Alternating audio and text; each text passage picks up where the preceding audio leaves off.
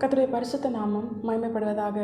இந்த நாளிலும் இந்த காலை வேளையிலே கர்த்தர் நம்மை அவருக்குள் பலப்படுத்தும்படியாய் நமக்கு தருகிற வார்த்தை நீதிமொழிகள் அதனுடைய 10வது அதிகாரம் அதனுடைய 21வது வசனம்.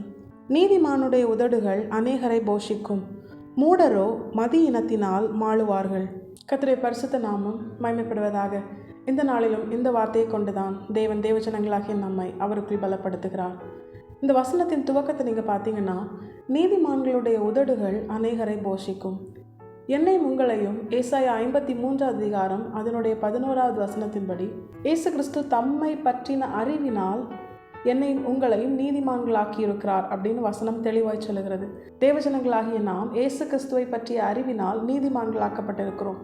இப்போ இந்த வசனத்தின் பிரகாரம் நம்முடைய உதடுகள் அநேகரை போஷிக்க வேண்டும் அப்படின்னு ஆண்டவர் இந்த நாளிலே தேவஜனங்களாகிய நம்மோடு கூட எச்சரித்து உணர்த்துகிறார். இந்த வசனத்தின் ஆவிக்குரிய அர்த்தமாய் கர்த்தர் நம்மோடு கூட பேசுகிற காரியம் என்ன தெரியுமா?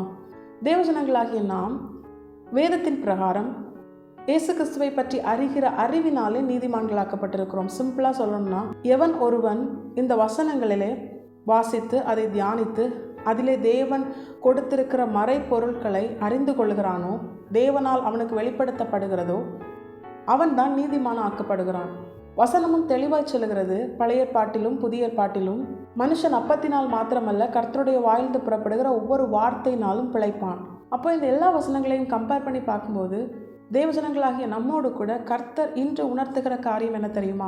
நாம் எப்படி கர்த்தருடைய வசனத்தை வாசித்து தியானித்து கர்த்தர் கிருபையாய் நமக்கு வெளிப்படுத்தின அதன் அர்த்தங்களையும் அதிலே கர்த்தர் நம்மோடு கூட பேசின வார்த்தைகளையும் வாக்குத்தத்தங்களையும் நாம் பெற்றுக்கொண்டு அந்த வார்த்தையினால், அந்த வசனங்களினால், இந்த வேதத்தினால் நீதிமான்களாக்கப்பட்டு நம்முடைய ஆவிக்குரிய வாழ்க்கையிலே நம்முடைய ஆத்மா கர்த்தருடைய வார்த்தையினால் திருப்தி ஆக்கப்பட்டதோ, அதே போல தேவஜனங்களாகிய நம்முடைய வாழ்க்கையிலும் கர்த்தர் எதிர்பார்ப்பது என்ன தெரியுமா?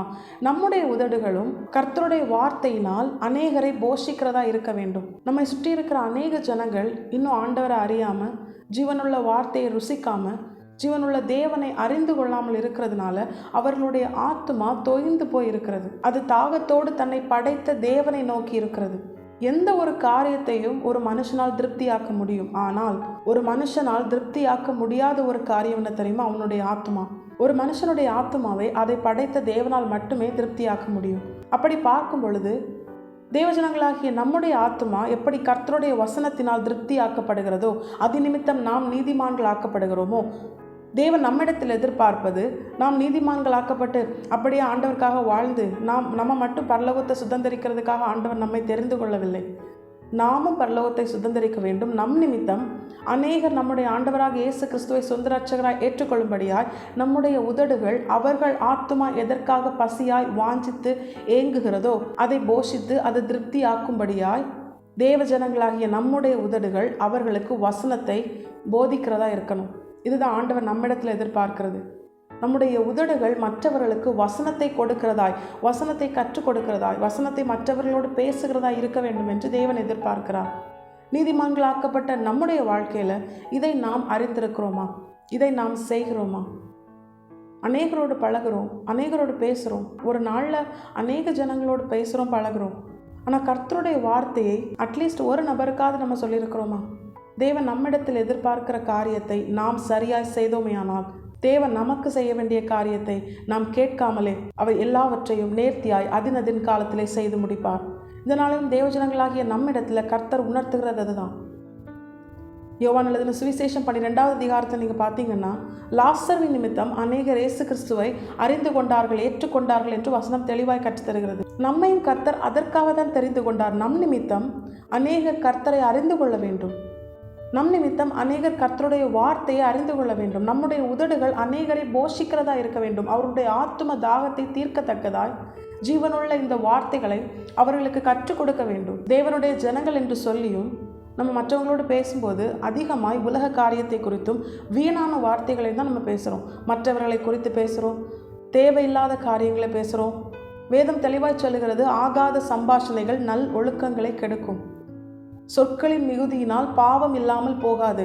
இப்படிப்பட்ட காரியங்கள் எல்லாம் கர்த்தர் நமக்கு எதற்காக எழுதி கொடுத்திருக்கிறார் தெரியுமா? நம்முடைய உதடுகள் அநேகரை போஷிக்கத்தக்கதாய், அநேகருடைய ஆத்மாவை திருப்தியாக்கத்தக்கதாய், மனுஷன் அப்பத்தினால் மாத்திரமல்ல கர்த்தருடைய வாயிலிருந்து புறப்படுகிற ஒவ்வொரு வார்த்தையினாலும் பிழைப்பான் என்பதை நாம் எப்படி உணர்ந்து கர்த்தரை அறிகிற அறிவினால் நீதிமான்களாக்கப்பட்டோமோ அதே போல நம் நிமித்தம் அநேகர் கர்த்தரை அறிகிற அறிவினால் நீதிமான்களாக்கப்பட கர்த்தருடைய வார்த்தையை அறிவிக்கிற தேவஜனங்களாக இருக்கணும். கர்த்தருடைய வார்த்தையை மற்றவர்களுக்கு தெரிவிக்கிறவர்களாய், அதை குறித்து அவர்களோடு பேசுகிறவர்களாய், தேவையில்லாத காரியங்களை, வீணான காரியங்களை, உலக காரியங்களை, பாவமான காரியங்களை பேசாதபடிக்கு தேவஜனங்களாகிய நம்மை பார்த்து கர்த்தர் இந்த நாளிலே எச்சரித்து உணர்த்துகிறார்.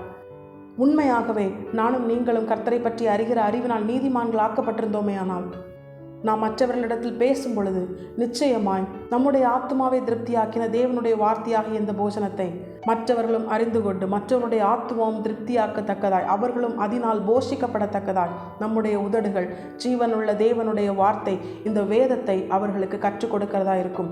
அதை குறித்து அவர்களுக்கு அறிவிக்கிறதா இருக்கும். இந்த நாளிலும் தேவஜனங்களாகிய நம்மோடு கூட கர்த்தர் பேசி உணர்த்தின வார்த்தைகளுக்கு செவி கொடுத்தவர்களாய், கர்த்தரை பற்றி அறிகிற அறிவினால் நீதிமான்களாக்கப்பட்ட தேவஜனங்களாகிய நாம் நம்மோடு பேசுகிற, நம்மோடு பழகிற, நம்மை சுற்றி இருக்கிற ஜனங்களுக்கு ஜீவனுள்ள வார்த்தைகளை அறிவித்து அவர்களும் தேவனுடைய வார்த்தையினால் போஷிக்கப்பட்டு திருப்தியாக்கப்பட கர்த்தருடைய வார்த்தையை பேசுவோம், கர்த்தருடைய வார்த்தையை அறிவிப்போம், கர்த்தரை குறித்து மட்டுமே பேசுவோம்.